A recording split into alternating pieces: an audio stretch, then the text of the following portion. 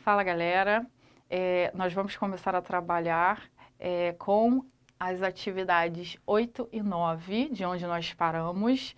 Essa aula é direcionada às turmas de pré-vestibular. Nós paramos no texto descritivo e nós vamos continuar o nosso estudo sobre.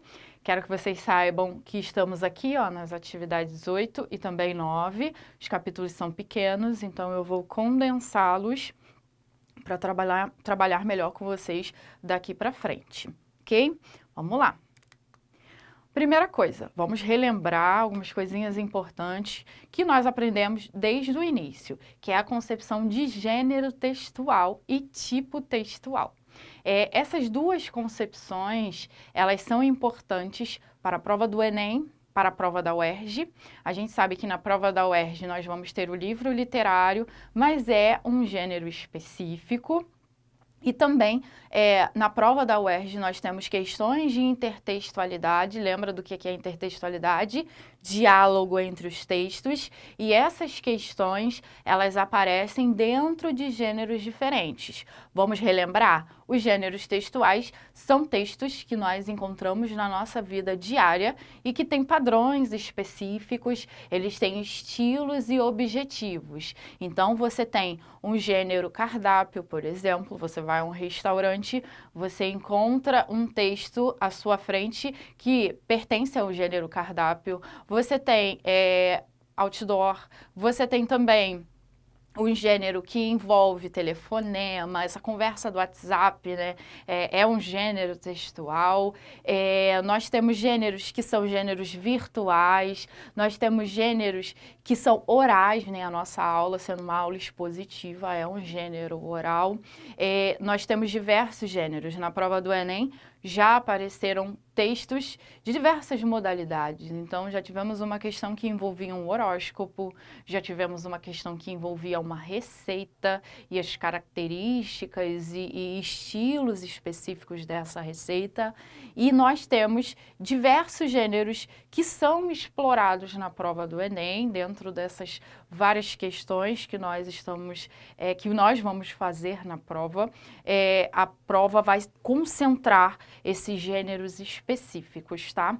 Os gêneros são esses textos que a gente encontra no nosso cotidiano. É importante dizer que são ilimitados, nós não temos um número específico de gêneros, são muitos: telefonema, conversa de WhatsApp, o próprio cardápio que nós falamos, receita, bula de remédio, conto, crônica, romance, que não é necessariamente romântico, lembrem-se. Nós temos diversos gêneros que estão à nossa volta, ok? Então, é importante que vocês olhem para esse gênero e percebam o objetivo dele. Então, eu trouxe para vocês uma tabelinha que nós vamos relembrar alguns objetivos de provas de textos que caíram até na prova, e o direcionamento da questão era o objetivo predominante desse gênero. Então, por exemplo, o diário, uma biografia, o objetivo é relatar experiências. Contos de fadas, romances, lendas, o objetivo é contar histórias. Editorial, carta do leitor, resenha, dissertação, debater, questionar uma opinião. Conferência, artigo, um relatório, detalhar uma informação. Instruções, regras de jogo, regulamento, ensina a realizar uma ação. E a propaganda, né, tem a função de vender um produto. Então, esses gêneros textuais, eles estão no nosso dia a dia, são explorados e eles apresentam tipos textuais específicos. Então, pense que o gênero textual é um suporte, o tipo textual é justamente a concretização desse gênero. Então, nós temos uma composição linguística que vai apresentar tempos verbais específicos, vai apresentar questões de lógica, né? Introdução, desenvolvimento, conclusão, específicas para aquele gênero dentro de um tipo textual. E nós vimos em sala, como um todo, os tipos textuais que estão dentro dos gêneros. Então, eu coloquei aqui para vocês a narração, a descrição, a exposição, a argumentação e a injunção. Trouxe as características que nós vimos em sala de aula. para situar onde é que a gente está agora nesse momento. Nós temos o texto narrativo, que tem por objetivo contar uma história. Então, o texto narrativo associa-se a gêneros como contos, crônicas, romances, entre outros gêneros também. Nós temos uma marca linguística desse tipo de texto, que é o uso do pretérito, do modo indicativo. Então, o pretérito vai apresentar essa característica aqui dentro da narração, e é importante dizer que é uma característica desse tempo verbal e que não necessariamente aparece em todos os textos, tá bom?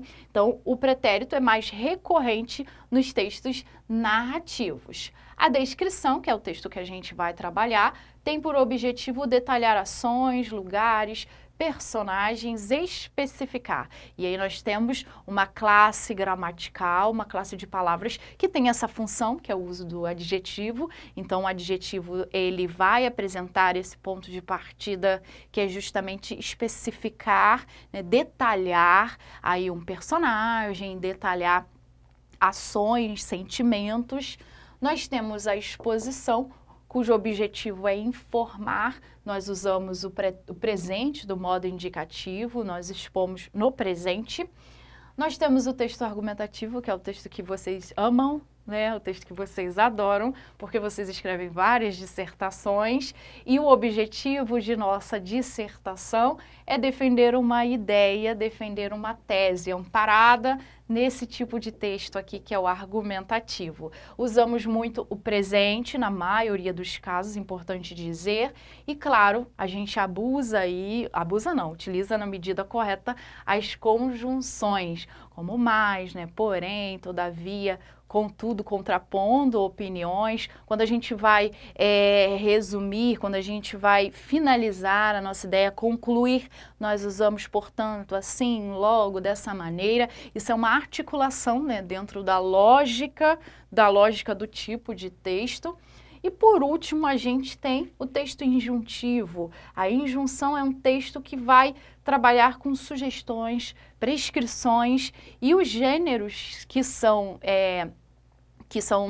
dentro do texto injuntivo, eles vão aparecer como um manual, uma receita, uma bula de remédio, porque são textos prescritivos e eles apresentam essa referência quanto ao modo imperativo, que é o modo da ordem. Então, você lembra bem nas nossas aulas, quando nós falamos que numa receita nós temos a parte dos ingredientes, que é uma parte essencialmente descritiva, e o modo de preparo, que apresenta essa injunção, né? Então, bata os ovos, misture, adicione, olhem bem esses verbos que apresentam valor de ordem, valor no imperativo. Então, isso daqui, senhores, é crucial para que vocês trabalhem com as questões do Enem, e a partir disso é que a gente interpreta, segundo essas questões linguísticas, uma propaganda, a gente interpreta até mesmo um poema, porque numa questão do Enem, futuramente vou mostrar para vocês,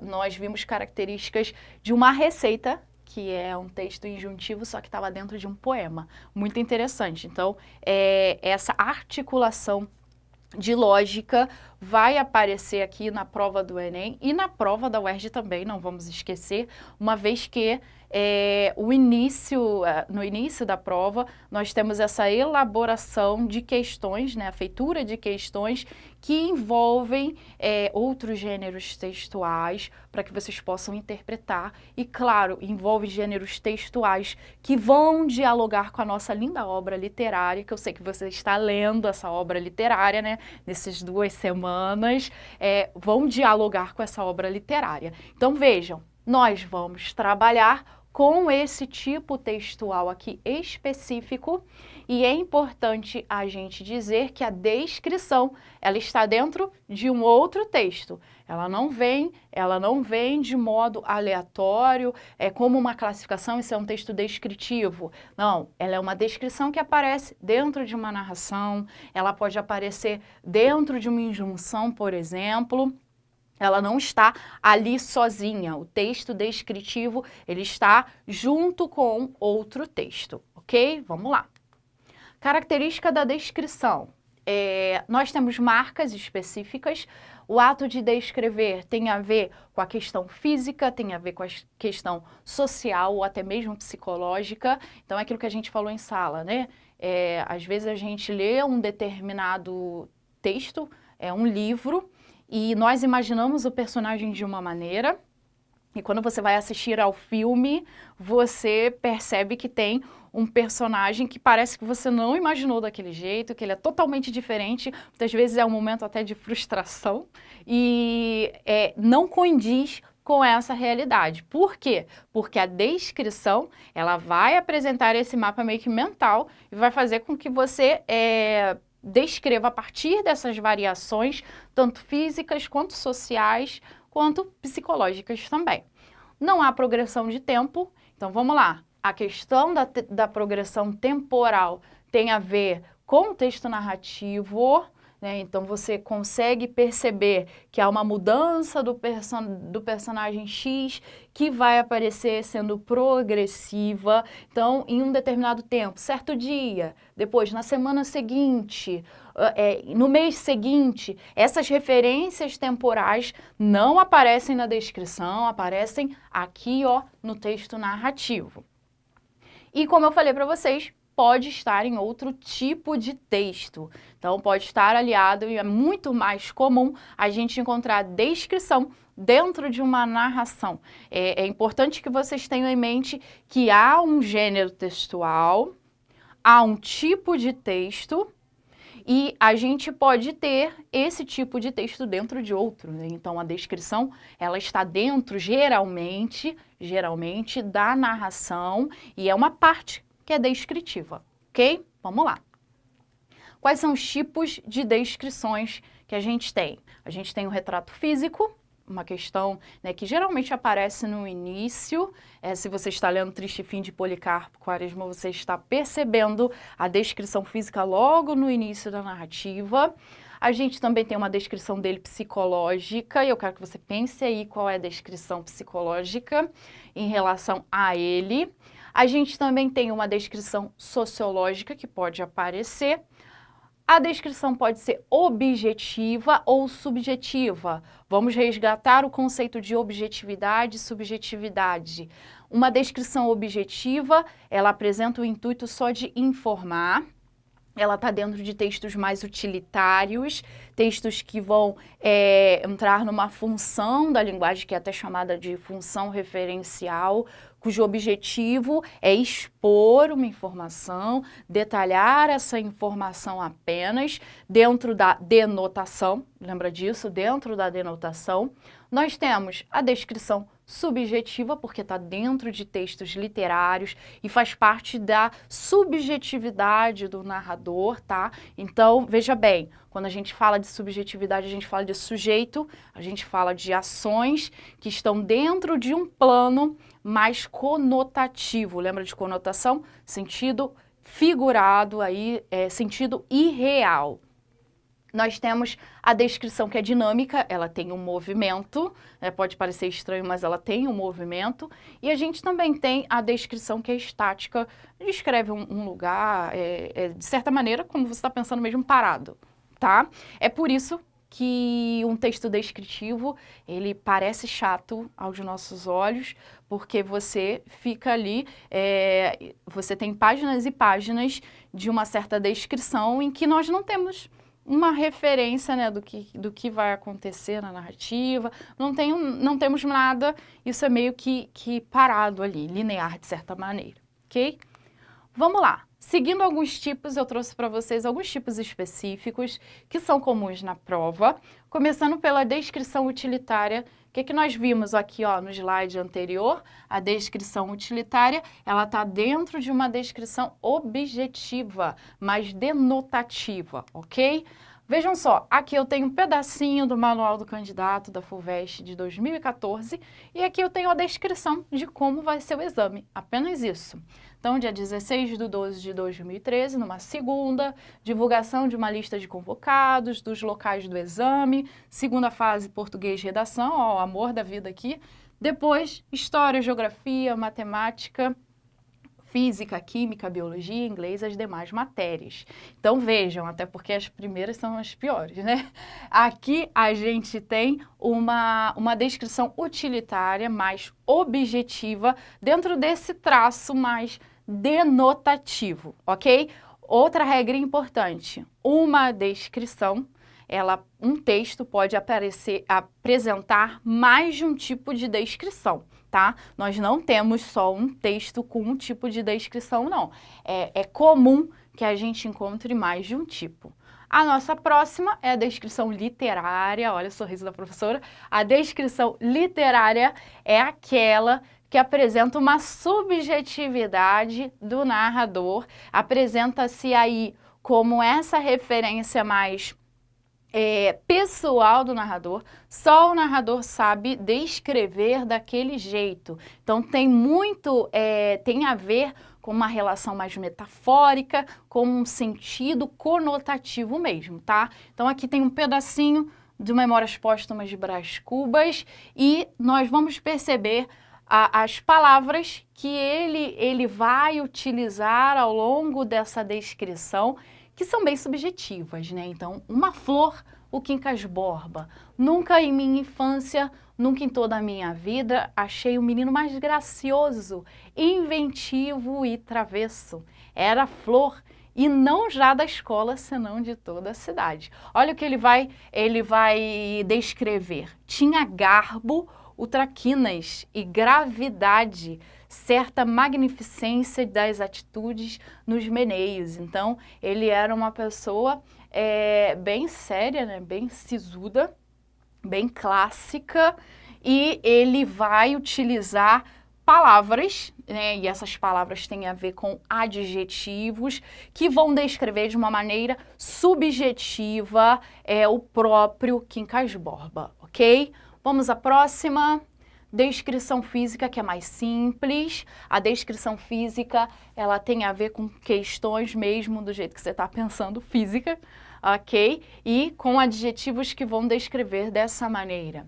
Ribas, 15 anos, era feio, magro, linfático, boca sem lábios, de velha carpideira, desenhada em angústia. Então, observem que eu tenho uma descrição física e, ao mesmo tempo, eu tenho uma descrição subjetiva, porque só o narrador, ele utiliza certos adjetivos que são bem específicos para a obra dele, como boca sem lábios de velha carpideira. Tá vendo a analogia que ele está utilizando? Então, ao mesmo tempo que nós temos uma descrição que é física, nós também temos uma descrição que é subjetiva, está dentro do plano literário. Você está pensando bem a respeito do livro da UERJ? É só para fazer esse diálogo, porque tem muito a ver esse tipo de descrição e a maneira como é apresentado o personagem, tá? Vamos lá. Nós temos a nossa descrição subjetiva, que aparece dentro do plano literário, como nós falamos, e naquela terra encharcada e fumegante, naquela umidade quente e lodosa, começou a minhocar, esfervilhar, a crescer o mundo, uma coisa viva, uma geração que parecia brotar espontânea ali mesmo, daquele lameiro e multiplicar-se como larvas do esterco. Então a gente tem um trechinho do Cortiço, e essa descrição, ela vai apresentar uma questão, né, uma descrição de um lugar, e essa descrição do lugar, ela é subjetiva. Então, vocês percebem, né, que é muito comum a gente falar de descrição subjetiva. A subjetividade, ela está dentro da descrição física, ela está dentro da descrição psicológica, de costumes, ela está dentro de outras referências, porque está no plano literário, tá? A gente tem a descrição de costumes, descrição de rotina.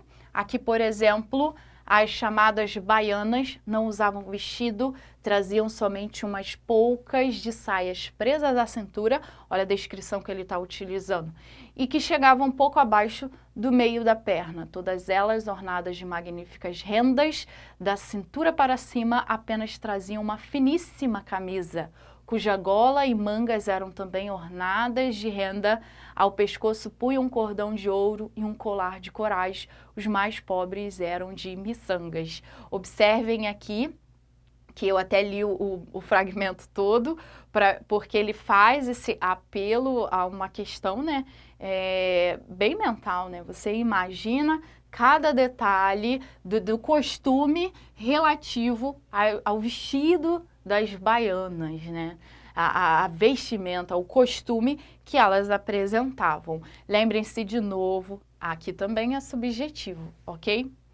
A gente tem algumas ferramentas importantes. Vocês lembram que aqui a gente analisou, né, e analisa sempre os tipos de textos e as ferramentas gramaticais, né? Então não podemos fugir da gramática, senhores, porque ela é importante para caracterizar o tipo de texto. Aqui eu coloquei para vocês, olha, que nós temos adjetivos que aparecem no texto descritivo. É muito comum, mas nós também temos outras ferramentas que são de suma importância aqui dentro da descrição. Vamos dar uma olhada?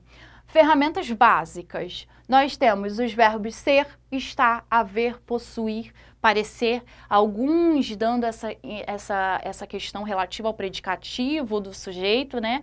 Que é uma qualidade atribuída ao sujeito dentro de um verbo, alguns de ligação, né? Então aqui, ó, olha que lindo que a gente vai trabalhar nossa obra. Policarpo era patriota. Então você percebe que aqui eu tenho o verbo ser e olha a descrição, patriota. E aí ele vai dizer patriota, olha isso, quase que eu errei. Desde moço, aí pelos 20 anos, o amor da pátria tomou todo inteiro. Então a gente já vai perceber dentro dessa obra uma ferramenta gramatical que vai caracterizar essa descrição, mesmo que ela seja pequena, tá vendo? Só uma pequena descrição dentro de um adjetivo com o verbo ser aqui do lado, ok? Letra B, advérbios ou locuções adverbiais. Esses advérbios, muitas vezes, caracterizam um modo, e esse modo também tem uma essência descritiva. Vamos lá? No meio dela, Capitu olhou alguns instantes para o cadáver. Olha como é a impressão, tão fixa, tão apaixonadamente fixa, que não admira lhe saltassem algumas lágrimas poucas e caladas. Olha o advérbio. Aqui a gente percebe que nós temos uma expressão que dá essa intensidade, tão fixa, ó, tão fixa. Então, uma referência aqui já tem da descrição. E olha essa segunda parte, tão apaixonadamente fixa. Então, esse modalizador, ele já serve para descrever uma ação que, claro, senhores, é subjetiva do próprio narrador. Nós estamos falando de Machado de Assis e a subjetividade, ela entra aqui de uma maneira muito intensa. Então, é o modo, olha o modo, como Capitu olhou. Então, esse modo caracteriza essa referência dentro de um advérbio ou até mesmo uma locução adverbial dentro da descrição. Mais uma ferramenta é o uso considerável de adjetivos com o intuito de caracterizar, isso é bem comum, tá? É a principal ferramenta que nós falamos desde o início. Então, veja só aqui no livro do ano passado da UERJ, então quem leu sabe o quanto a gente também tem essas descrições. Lembrou-se de uma fazenda vista na última das lojas que visitara. Bonita, encorpada, larga, vermelha e com ramagens, exatamente o que Sinhá Vitória desejava. Então aqui a gente tem o próprio substantivo, fazenda. Chegando aqui, a gente tem várias referências a ela com esse uso considerável de adjetivos, ó, um do ladinho do outro, ó. Bonita, encorpada, larga, vermelha e ainda com ramagens. Então essa referência adjetiva, ela chega para especificar. Por último, nós temos na sintaxe um período que ele tem essa referência coordenativa, ou seja, nós temos palavras que estão dispostas uma ao lado da outra, não tem uma relação sintática, mas elas estão ali para caracterizar também.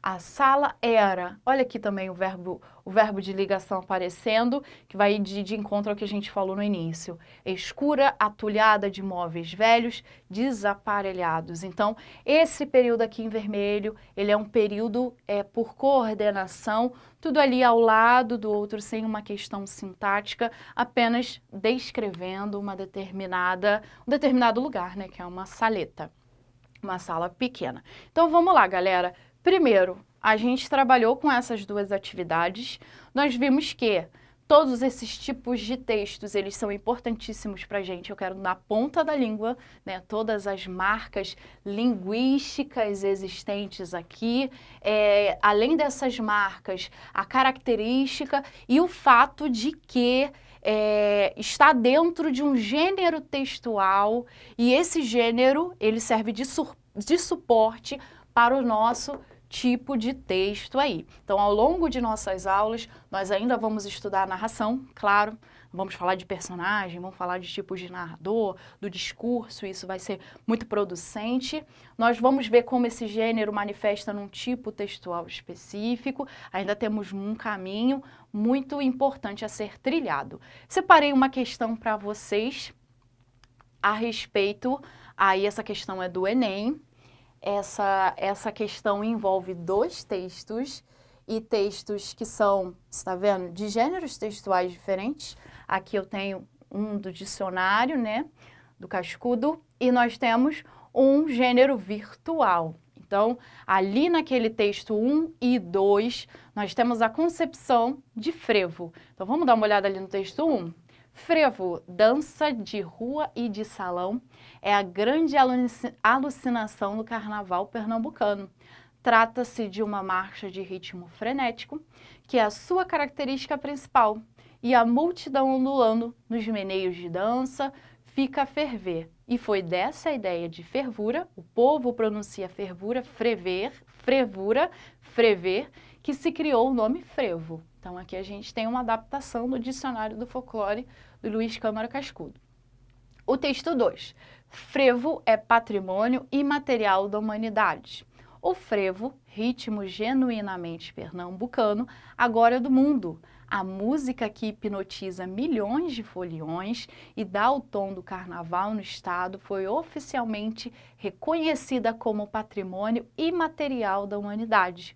O anúncio foi feito em Paris, nesta quarta-feira, durante a cerimônia da Organização das Nações Unidas para a Educação, a Ciência e a Cultura. Então, olhem bem, a gente tem dois textos cujos gêneros são diferentes, mas os dois, eles pertencem a esse gênero e eles descrevem de uma maneira. A gente vai enxergar que tipo de descrição é feita em cada um, né? Vamos dar uma olhada aqui no enunciado.